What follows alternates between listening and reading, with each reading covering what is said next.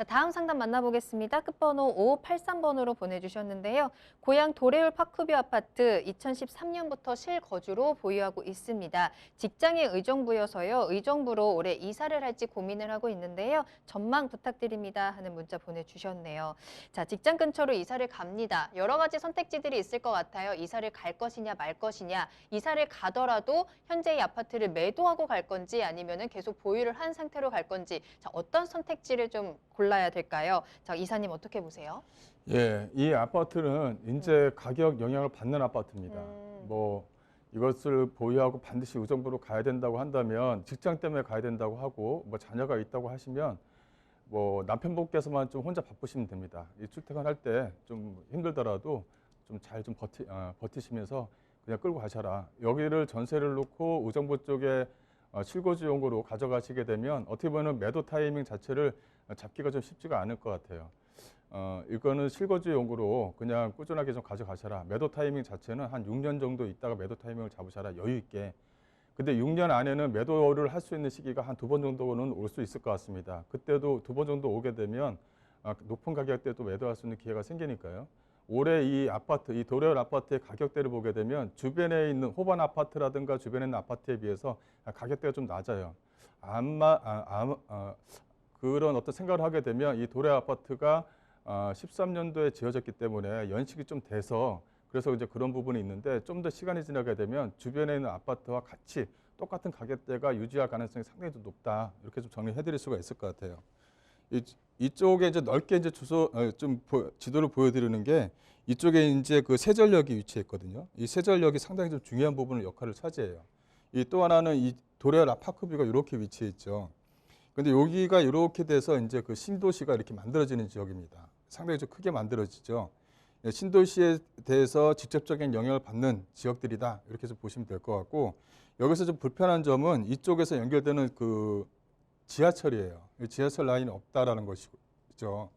또 하나는 서울 문산간 고속도로가 이제 만들어졌죠. 만들어지면서 이 교통에 대한 어떤 편리성을 이제 가져갑니다. 두 번째로 중요한 부분은 이제 지하철이 만들어지면서 이걸 끌어와야 되는데 이렇게 해서 지금 현재 그림은 그려져 있어요. 그 고양선이라고 해서 일산 고양 쪽에 있는 시청하고 연결되는 그런 부분이 있거든요.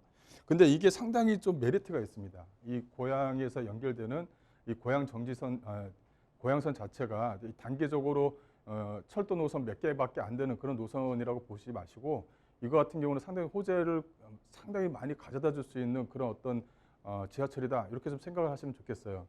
예, 앞서 말씀드린 대로 이쪽 주변 지역 같은 경우가 지하철과의 어떤 접근성이 좀 불리하다 보니까 가격대가 좀 낮아져 있는데 이런 가격대가 이제 지하철의 어떤 호재거리가 가시적으로 좀 보이게 되면 가격대가 크게 상승할 수 있는 그런 여력은 충분히 가지고 있거든요. 또 하나는 이 앞쪽에 만들어지는 그 신도시입니다. 이 신도시가 계속적으로 말씀을 드리지만 이 1기와 2기의 어떤 시행착오를 3기 신도시가 이제 그런 어떤 시행착오를 받기 때문에 3기 신도시 거기에 따라서 좀 더 좋게 만들어지는 거거든요. 자족용지를 많이 집어넣어서 어떤 그 자급자족할 수 있는 어떤 신도시를 만드는 그 개념이 일단 우선적이고 그러다 보니까 자급자족용지를 풀어줄 수 있는 게 거의 뭐 60%가 넘습니다. 그만큼 많은 산업단지가 들어오게 되면 그만큼 직장인에 대한 어떤 수요층들이 상당히 좀 두텁게 형성이 되는 거죠. 주변에는 아파트 가격을 충분히 끌어낼 수 있는 그만큼의 많은 수요층들이 또 생기는 겁니다.